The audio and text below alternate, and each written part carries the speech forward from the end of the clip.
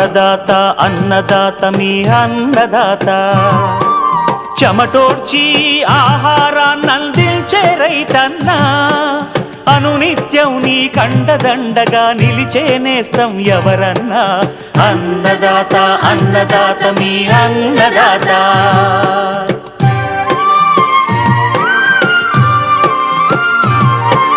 నూతన రీతుల సాగుబడికి, నూరింతలు పెరిగే దిగుబడికి సూచనలిచ్చే సస్య రక్షణకు, పశు పోషణకి శాస్త్ర విజ్ఞానం అందించి ముందుకు నడిపే తెలుగు రైతు భారతదేశానికి మకుటం అయ్యేలా తీర్చిదిద్దే ఆశయంతో మిమ్ము మేలు కొలిపేది అన్నదాత. అన్నదాత అన్నదాత మీ అన్నదాత. అన్నదాత అన్నదాత మీ అన్నదాత. అన్నదాత ప్రేక్షకులకు నమస్కారం. ఈనాటి ముఖ్యాంశాలు: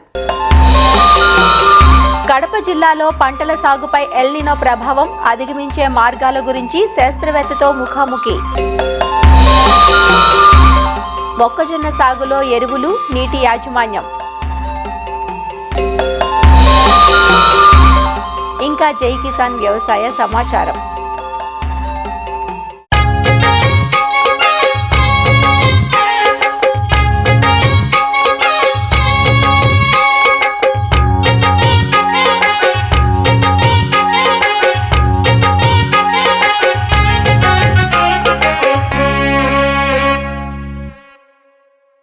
వరి, ప్రత్తి తర్వాత అధిక విస్తీర్ణంలో రైతులు సాగు చేస్తున్న పంట మొక్కజొన్న. మొక్కజొన్నను ఆహార పంటగానే కాక పశువులకు దానాగా, పరిశ్రమలలో ముడి సరుకుగా ఉపయోగిస్తుంటారు. తక్కువ పెట్టుబడితో స్వల్పకాలంలో నికర ఆదాయం పొందగలిగే పంట కావడంతో రైతులు ఎక్కువగా మొక్కజొన్న సాగుపై ఆసక్తి చూపిస్తున్నారు. ఈ కాలంలో ఎక్కువగా వర్షాధారంగానే ఈ పంటను సాగు చేస్తారు. ప్రస్తుతం మొక్కజొన్న చాలా చోట్ల నెల రోజుల లోపు వయసులో ఉంది. ఈ దశలో పెరుగుదల కోసం సరైన పోషక యాజమాన్యం చేపట్టాలి. అలానే మొక్కజొన్న కీలక దశల్లో నీటి ఎద్దడికి గురి కాకుండా చూసుకోవాలి. మొక్కజొన్న సాగులో ఎరువులు, నీటి యాజమాన్యం గురించి వివరాలు తెలియజేస్తున్నారు విజయనగరం జిల్లా వ్యవసాయ పరిశోధనా స్థానం శాస్త్రవేత్త డాక్టర్ సంధ్యారాణి. మొక్కజొన్నను మనం ఆహారంగానే కాక పశువులకు మేతగాను, వివిధ పరిశ్రమల్లో ముడిసరుకుగాను, తర్వాత తీపి కంటిగాను ఉపయోగించడం జరుగుతుంది. తక్కువ పెట్టుబడితో, తక్కువ సాగు సమస్యలతో అధిక ఆదాయం పొందగలిగే పంట మొక్కజొన్న. కాబట్టి ఇటీవల కాలంలోని ఈ మొక్కజొన్న విస్తీర్ణం అన్నది బాగా పెరగటం జరుగుతుంది అన్నమాట. మొక్కజొన్నలో సరైన ఎరువులు మరియు నీటి యాజమాన్య పద్ధతులు గనక పాటిస్తే 90 నుంచి 100 రోజులు స్వల్పకాలిక రకాల్లోని ఎకరాకు 15 నుంచి 20 క్వింటాల్ దిగుబడి, మరియు 110 నుంచి 120 రోజుల కాల పరిమితి ఉన్న పంటలోని 20 నుంచి 25 క్వింటాళ్లు సరాసరి దిగుబడి అన్నది మనం సాధించవచ్చు. రైతులు మొక్కజొన్న పంటలో ఎరువులు వేస్తున్నప్పటికీ సరైన సమయంలో సరైన పద్ధతిలో వాడకపోవటం వల్ల ఆశించిన దిగుబడులు అన్నది సాధించలేకపోతున్నారు. రైతులు ఎరువులు అనగానే రసాయన ఎరువుల మీద మాత్రమే ఆధారపడుతూ ఉంటారు. కానీ సమగ్ర పోషక యాజమాన్య పద్ధతులు అన్నది పాటించడం ఎప్పుడు మంచి. రసాయన ఎరువులతో పాటు జీలుగా, జనుమ వంటి పచ్చిరొట్టె ఎరువులు లేదా 7 నుంచి 10 టన్నులు, అంటే ఎకరానికి 7 నుంచి 10 టన్నుల పశువుల గెత్తం గాని, లేకపోతే 2 టన్నుల వానపాముల గెత్తం గాని, తర్వాత ఇతర సేంద్రియ ఎరువులు ఏవైనా సరే జోడించి ఆఖరి దిక్కులో గనక వేసుకున్నట్లయితే నేల యొక్క భౌతిక లక్షణాలు అన్నవి బాగా మెరుగుపడతాయి. అంటే నేలలో తేమ నిలుపుకునే శక్తి, తర్వాత నీరు మొక్కకు లభ్యమయ్యే శక్తి బాగా వృద్ధి చెందుతుంది. అంతేకాకుండా నేలలో నిలువున్న స్థూల మరియు సూక్ష్మ పోషకాలు కూడా మొక్క గ్రహించే రూపంలోకి తీసుకురావడం జరుగుతుంది. ఇక రసాయన ఎరువుల విషయానికి వస్తే మొక్కజొన్న పంటకు ఈ ఖరీఫ్ కాలంలో 80 కేజీల నత్రజని, 24 కిలోల భాస్వరం మరియు 20 కిలోల పొటాష్ ఎరువులను వేయవలసి ఉంటుంది. అంటే మొత్తం పంటకి సుమారుగా 156 కిలోల యూరియా, 52 కిలోల డిఏపి మరియు 33 కిలోల ఎంఓపి ఎరువుల్ని వేసుకోవాల్సి ఉంటుంది. నత్రజని ఎరువు మొక్కజొన్న పంటకి చిరుదశ నుంచి పక్వం వచ్చేంత వరకు కూడా అవసరం పడుతుంది. అందుకే రైతులు ఈ యూరియాని 3 దఫాలుగా వేసుకోవాల్సి ఉంటుంది. అంటే 50 కేజీలు యూరియాని ఆఖరి దిక్కులోని, తర్వాత 50 కేజీల యూరియాని 30 నుంచి 35 రోజుల వ్యవధిలో వేసుకోవాలి. తర్వాత లాస్ట్ 50 కేజీల యూరియాని సుమారుగా 50 నుంచి 55 రోజుల పంటకాలు ఉన్నప్పుడు వేసుకోవాల్సి. తర్వాత భాస్వరం ఎరువులు నేలలో కరిగి మొక్కకి చాలా నెమ్మదిగా లభ్యమవుతాయి. కాబట్టి ఆఖరి దిక్కులోనే ఈ భాస్వరం ఎరువుల్ని వేసుకోవాలి. ఈ మొక్కజొన్న పంటకు సుమారుగా 52 కేజీల డిఏపి భాస్వరం ఎరువుని డిఏపి రూపంలో వేసుకోవాల్సి. ఒకవేళ రైతులు సింగిల్ సూపర్ ఫాస్ఫేట్ రూపంలో కనుక వేసుకోవాల్సి ఉంటే సుమారుగా ఎకరానికి 150 కేజీల సింగిల్ సూపర్ ఫాస్ఫేట్ ఎరువుని ఒకేసారి ఆఖరి దిక్కులో వేసుకోవాలి. మొక్కజొన్న పంటకు పొటాష్ ధాతువు గింజ మొలకెత్తిన 8 వారాల వరకు, తర్వాత పూత సమయంలోని గింజ గట్టిపడే దశలోని కూడా చాలా అవసరం ఉంటుంది. కాబట్టి రైతులు 33 కేజీల మ్యూరేట్ ఆఫ్ పొటాష్ ఎరువుని 2 దఫాలుగా, అంటే మొదటి దఫా ఆఖరి దుక్కిలోని, రెండో దఫా ఆఖరి యూరియా వేసినప్పుడు దాంతో కలిపి మొక్కకి వేసుకోవాల్సి ఉంది. ఈ పైన చెప్పిన ఎరువులన్నీ కూడా మొక్కకి వేసేటప్పుడు కూడాను కొన్ని పద్ధతులు అన్నవి పాటించి జాగ్రత్తలు అన్నవి తీసుకోవాల్సి ఉంటుంది. పైపాటుగా ఎరువులు వేసేటప్పుడు మొక్కకు చాలా దగ్గరగా వేసుకోవాలి. అంటే మొక్కకు సుమారుగా 1 నుంచి 2 సెంటీమీటర్ల దూరంలోని చిన్న కన్నం చేసుకొని అందులో ఎరువు వేసుకొని తర్వాత ఎరువు కప్పెట్టుకోవాలి. తర్వాత ఈ విధంగా చేసినట్టయితే ఎరువు వృధా శాతం కూడా బాగా తగ్గుతుంది. అదే విధంగా మొత్తం ఎరువులంతా జల్లితే మనకి ఈ వీడు కూడా ఎక్కువగా వచ్చే అవకాశం ఉంటుంది. కాబట్టి మొక్కకి దగ్గరగా కన్నంలో వేసుకున్నట్టయితే పొలం అంతా చల్లరు కాబట్టి వీడ్స్ కూడా మనకి తక్కువగా వస్తాయి. మొక్కజొన్న పంటలో జింక్ సూక్ష్మధాతు లోపం కూడా ఎక్కువగా కనిపించే అవకాశం ఉంటుంది. రైతులు జింక్ సల్ఫేట్ రూపంలోని 2 పంటలకు ఒక్కసారైనా సరే ఎకరానికి 20 కేజీల చొప్పున ఆఖరి దుక్కులో వేసుకోవటం అన్నది మంచి. ఒకవేళ పంట వేసిన తర్వాత గనక ఈ జింక్ లోపం కనుక కనిపించినట్లయితే, అంటే ఆకుల మీద ఈనెల మధ్యలోని పసుపుగా మారటం జరుగుతుంది. ఇలా గనక ఆకులు కనిపించినట్టయితే లీటర్ నీటికి 2 గ్రాముల చొప్పున జింక్ సల్ఫేట్ ను కలిపి పైరు పైన 10 రోజుల వ్యవధిలో 2 సార్లు పిచికారీ చేయాలి. ఎరువుల యాజమాన్యంలో రైతులు తప్పనిసరిగా భూసార పరీక్షలు అన్నది ముందుగా చేయించుకోవాల్సి ఉంటుంది. ఈ భూసార పరీక్షల ఆధారంగా గనుక చూసుకొని ఆ నేలలో పోషక స్థాయి గనుక ఎక్కువగా ఉంటే పైన ఇప్పుడు సిఫార్సు చేసిన ఎరువుల కన్నా కూడా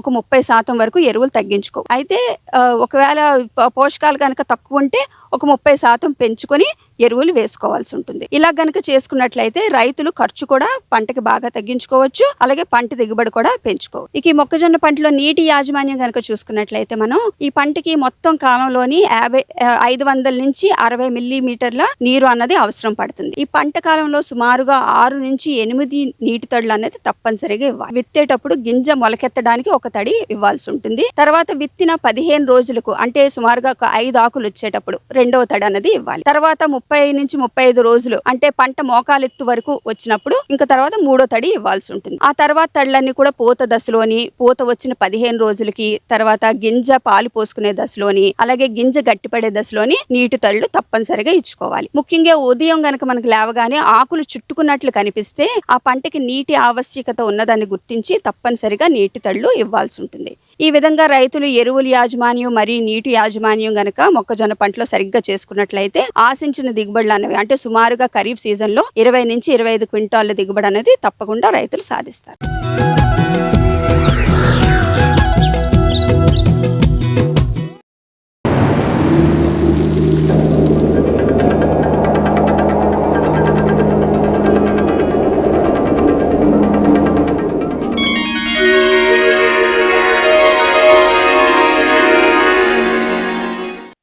ఎల్నినో ఈ సంవత్సరం ఎవరి నోట విన్నా అదే మాట. ఏదో కొద్ది రోజుల పాటు వర్షాభావం, వర్షాల మధ్య ఒరుపు ఎల్నినో ప్రభావంతో కొంత ఎక్కువగా ఉంటుంది అని అందరూ భావించారు. కానీ దాదాపు 50% పైగా వర్షపాత లోటుతో, సకాలంలో కురవని వర్షాలతో అది సూపర్ ఎల్నినోగా మారి వ్యవసాయ పరిస్థితులను మరింత కఠినతరంగా మారుస్తోంది. సూపర్ ఎల్నినో ప్రభావం రాయలసీమ జిల్లాల్లో అధికంగా ఉన్నట్లు శాస్త్రవేత్తలు చెబుతున్నారు. ప్రస్తుతం కడప జిల్లాలో సూపర్ ఎల్నినో ప్రభావం ఎలా ఉంది, అధిగమించే మార్గాలేమిటి అన్న విషయాలను ఊటుకూరు వ్యవసాయ పరిశోధనా స్థానం ప్రధాన శాస్త్రవేత్త డాక్టర్ సునీల్ కుమార్ నుంచి మా ప్రతినిధి శ్యామ్ ముఖాముఖిలో ఇప్పుడు చూద్దాం.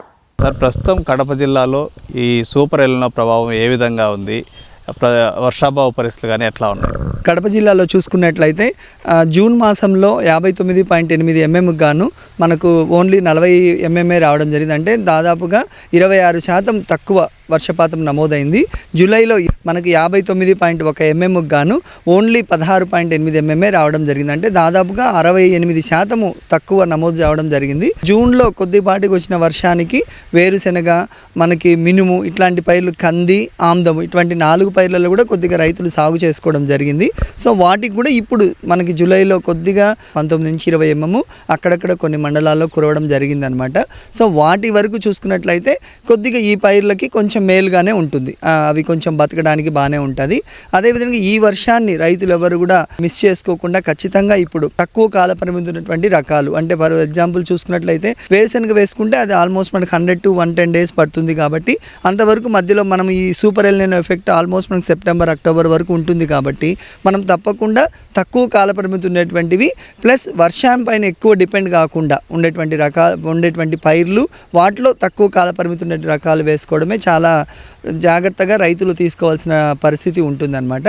సో అందులో అనుగుణంగా చూసుకుంటే మినుము చూసుకున్నట్టే TBG 104 కానీ, GBG 1 కానీ, LBG 687 కానీ, PU 31 అనే రకాలని సాగు చేసుకున్నట్లయితే ఇవన్నీ కూడా మనకు తక్కువ కాల పరిమితి ఉండి బెట్టను కొద్దిగా తట్టుకుంటాయి అనమాట.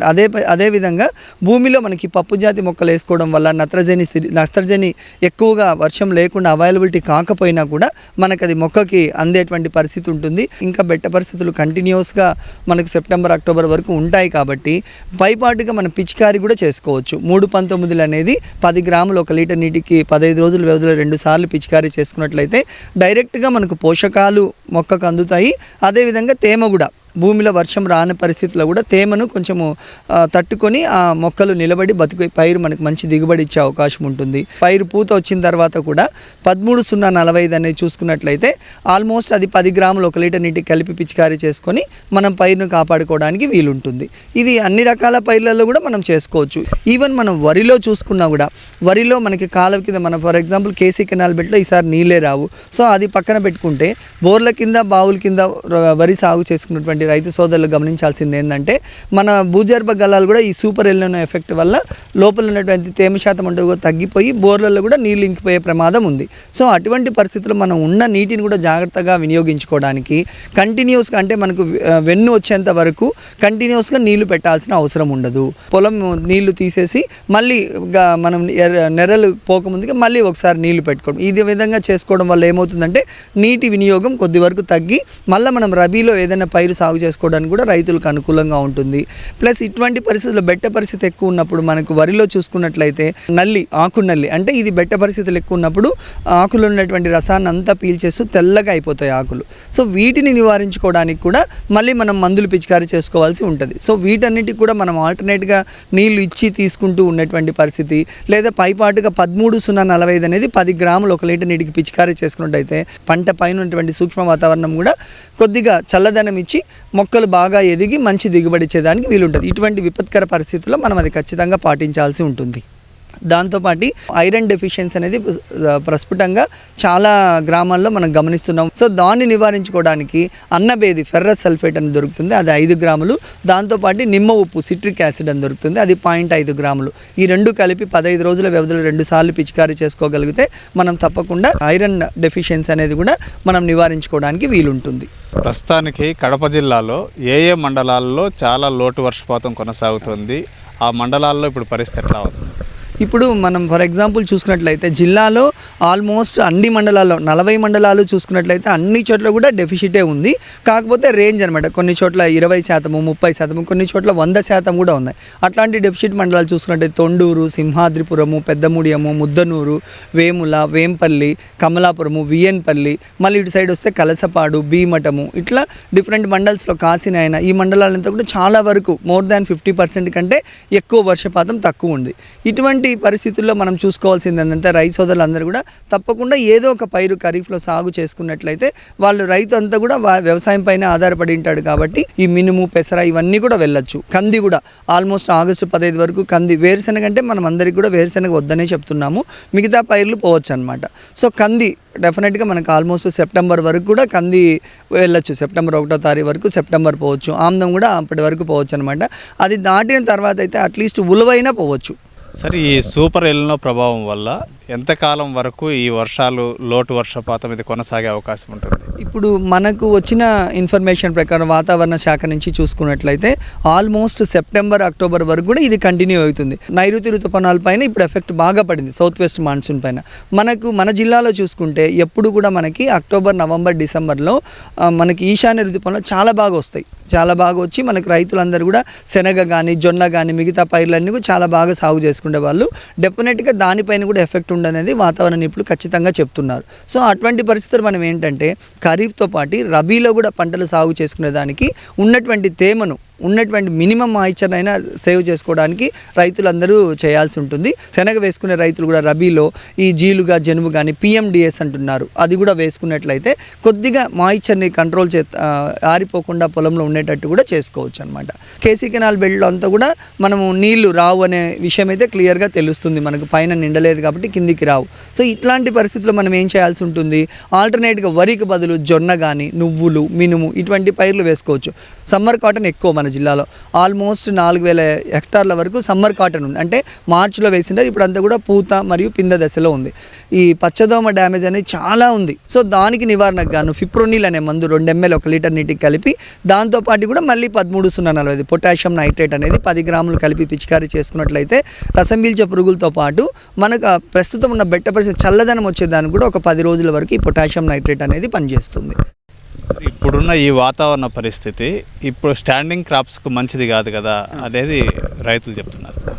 ఖచ్చితంగా స్టాండింగ్ క్రాప్కి ఇట్లా బెట్ట పరిస్థితులు ఉంటే మనం ఇందాక అనుకున్నట్టే అది మంచిది కాదు. సో దాన్ని కాపాడుకోవడానికి మనం ఏం చేయాలనుకునేది గమనించుకున్నట్లయితే 2% యూరియా అంటే 20 గ్రాములు 1 లీటర్ నీటికి కలిపి యూరియా అయినా స్ప్రే చేసుకోవచ్చు. 319 పాలిఫీడ్ అని దొరుకుతుంది, అది 10 గ్రాములు 1 లీటర్ నీటికి కలిపి కూడా స్ప్రే చేసుకున్నట్లయితే ఇది ఎలా పనిచేస్తుంది అంటే సెలైన్ లాగా అనమాట. డైరెక్ట్ మొక్కల ఆకుల పైన పడి ఆకుల నుంచి ఆ పోషకాలు అబ్జర్వ్ చేసుకుంటుంది. పూత రానంత వరకు ఇది పోవచ్చు. వన్స్ పైరు పూతకు వచ్చిన తర్వాత చూసుకున్నట్లయితే పొటాషియం నైట్రేట్ లేదా 13-0-45 ఇది స్ప్రే చేసుకున్నట్లయితే 10 గ్రాములు 1 లీటర్ నీటికి డెఫినెట్గా తర్వాత ఆ పూత అంతా కూడా పిందలాగా మనం ఏ పైరులో అయినా కూడా అది దిగుబడి అట్లీస్ట్ మనకు మినిమం దిగుబడి అయినా వచ్చేదానికి వీలు ఉంటుంది. ఇది చేసుకోవచ్చు. నెక్స్ట్ మల్చింగ్, ఇప్పుడు పైర్లు వేసుకున్న తర్వాత మన దగ్గర ఉన్న చెనిక్కాయ పొట్టు కావచ్చు లేదా మొక్కజొన్న పొట్టు పైన ఉన్నటువంటి ఆ కాయల పైన ఉన్నటువంటి తొక్కలు కావచ్చు, ఇవన్నీ కూడా మనం భూమిలో అక్కడక్కడ పైన చల్లుకున్నట్లయితే తేమ అంతా కూడా పూర్తిగా ఆరిపోకుండా చేసుకోవడానికి వీలుంటుంది. సో దీంతో పాటు మళ్ళీ ఈ వర్షానికి సాగు చేసుకునే వాళ్ళు ఎవరైనా ఉన్నా కూడా అంతర పంటలు వేసుకోవడం చాలా మంచిది. అంతర పంటలు వేసుకున్నప్పుడు ఏమవుతుందంటే ఒక పంట ఒకవేళ మనకి ఫెయిల్యూర్ అయినా కూడా ఇంకొక పంట వల్ల ఖచ్చితంగా రైతుకి వాళ్ళు పెట్టినటువంటి ఖర్చు మినిమం వాళ్ళకి కావాల్సినటువంటి అమౌంట్ అయినా రావడానికి వీలుంటుంది. కాబట్టి అంతర పంటలు వేసుకోవాల్సిందిగా కోరుకుంటున్నాము. వేరుశెనగ కంది పోవచ్చు, నెక్స్ట్ వేరుశెనగ ఆముదం కూడా పోవచ్చు, లేదా కంది నాకు పెసర మినుము కూడా పోవచ్చు. ఆల్టర్నేట్గా ఏదో ఒకటి, ఇవి కూడా 7:1 నిష్పత్తిలో పోయినప్పుడు మనకు ఖచ్చితంగా బాగుంటుంది. కొర్ర కూడా ఇట్లాంటి పరిస్థితుల్లో పెట్టే కొర్ర కూడా మనకు బాగా పర్ఫామ్ చేస్తుంది. ప్లస్ మినుము, సో ఆ మినుములో కూడా మనకు రకాలు చూసుకున్నట్టయితే ఇందాక మనం చెప్పాము TBG 104 కానీ GBG 1 కానీ PU 31 కానీ VBN 8 ఇవన్నీ కూడా ఆల్మోస్ట్ 70 నుంచి 80 రోజులు కాల పరిమితి ఉండేటివి. ఇవి వేసుకోవడం వల్ల ఏమవుతుందంటే వీటికి వైరస్ అనేది కూడా ఎక్కువ అవుతుంది బెట్ట పరిస్థితి. దాంట్లో కూడా మనము ప్రతి మందులతో కూడా పురుగు మందులు పిచికారీ చేసేటప్పుడు ఈ 319 పూత రానంత వరకు స్ప్రే చేసుకోవచ్చు. అదేవిధంగా పూత వచ్చిన తర్వాత అయితే ఏ మందైనా మనం పిచికారీ చేసేటప్పుడు ఈ 13-0-45తో కలిపి చేసుకున్నట్లయితే మనకు చల్లదనం వస్తుంది. పురుగు మందు తొందరగా మొక్క లోపలికి వెళ్ళి ఆ పురుగుని నివారించుకోవడానికి కూడా వీలుంటుంది. ఆ పరిస్థితి కూడా మనం ఖచ్చితంగా గమనించవచ్చు. రైతులు ఏదైనా సలహాలు సందేహాల కోసం మిమ్మల్ని సంప్రదించాలంటే ఏ విధంగా సంప్రదించాలి? ఖచ్చితంగా మా ఫోన్ నెంబర్ కూడా ఇస్తాము. సో 9440972870 ఈ నెంబర్కి ఎప్పుడైనా సరే మీరు ఫోన్ చేయొచ్చు. ఒక వాట్సాప్లో మీకు ఈ పరిస్థితి ఉంది ఫోటో ఈ విధంగా పెట్టగలిగితే ఇంకా మీకు క్లారిటీగా డెఫినెట్గా సమాధానం మేము వెంటనే ఇచ్చేస్తాము. ధన్యవాదాలు సార్. Thank you. ఇది ప్రధాన శాస్త్రవేత్త డాక్టర్ సునీల్ గారు చెప్తోంది. కెమెరామెన్ జగదీష్తో శ్యామ్, ఈటీవీ న్యూస్, కడప జిల్లా.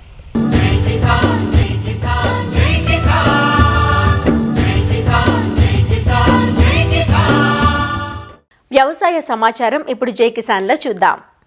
తెలుగు రాష్ట్రాల్లో ఆయిల్ పామ్ సాగు విస్తీర్ణం పెంచే దిశగా కేంద్ర రాష్ట్ర ప్రభుత్వాలు రైతులను ప్రోత్సహిస్తున్నాయి. ఇందులో భాగంగా తెలంగాణలోని మెదక్ జిల్లా రైతులు అధికారుల సూచనలతో ఆయిల్ పామ్ సాగు చేశారు. 4 ఏళ్లు కావస్తుండటంతో గెలల కోత ప్రారంభించారు. తొలికాపు కావటంతో చిన్నశంకరంపేట మండలం సూరారం గ్రామంలో తోటలను కలెక్టర్తో పాటు ఉద్యాన శాఖ అధికారులు పరిశీలించారు.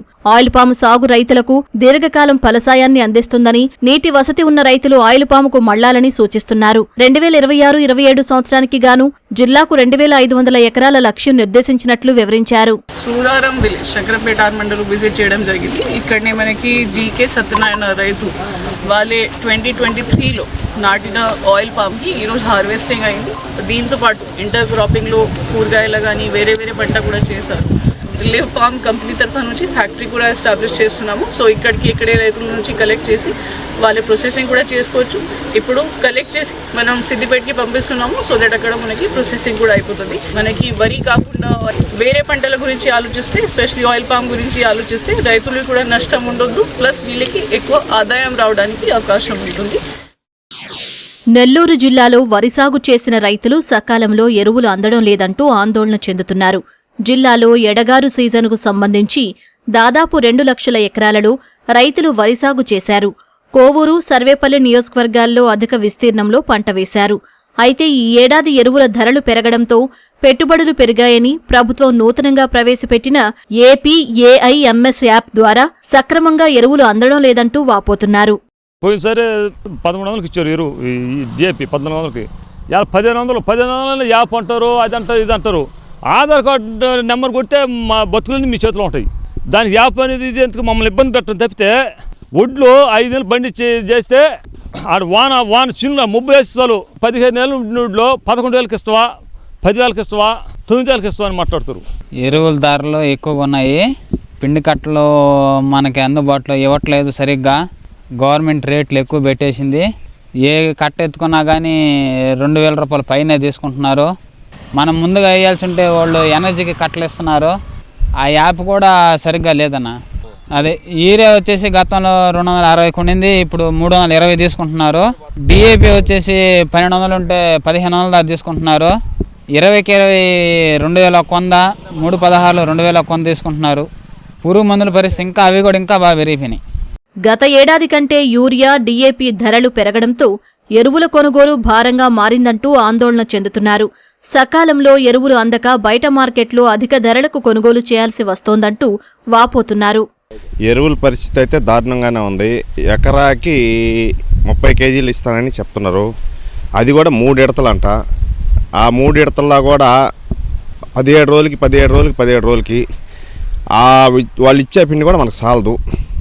రేట్లు చూస్తే మనం వేరే పిండి అన్న వేసుకున్నాము అనుకుంటే అది దారుణంగా ఉన్నాయి రేట్లు. మేము ఇంతకుముందు ఒక 2 సంవత్సరాల కిందట, 3 సంవత్సరాల కిందట కొన్న రేట్కి ఇప్పటికి 2,000, 1,500 కాడి నుంచి 2,000 పెరిగి ఉన్నాయి. ఆ విధంలో ఇప్పుడు ఖర్చులు లెక్కేసుకుంటే మగతాకాయలుగా చేయలేం. 40,000 అవుతుంది. ఇంతకుముందు 20,000, 25 కాడి నుంచి ఇప్పుడు 40,000 అవుతుంది. ఇప్పుడు ఖర్చు 40,000 అయినా ఇప్పుడు మగతాలు ఇచ్చి ఇవన్నీ చేయాలంటే చాలా కష్టంగా ఉంది. 400 అంట యూరియా కట్ట ఆటిస్తున్నారు. అవి కూడా అది వాళ్ళకి ఇస్తున్నారు, బయట వాళ్ళకి ఇట్లా ధరలు పెరిగిపోయినాయి. మేమేం చేసామంటున్నా, పురుగు మందు కూడా రేట్లా ఉంటాయి. చాలా ఇబ్బంది పడుతున్నాం యూరియా కట్టలు దొరక్క. ఇప్పుడు దుక్కుపిండి అన్నారు, 20 అన్నారు. 20 పోయినసారి 1,400, 1,300 అమ్మితే ఈరోజు 1,850. ఈ డిఏపి అనేది సబ్సిడీలో అసలు ఇవ్వటం లేదు. 3,16, 3,19, అవి 2,100 అట్లా పెరిగిపోయినాయి.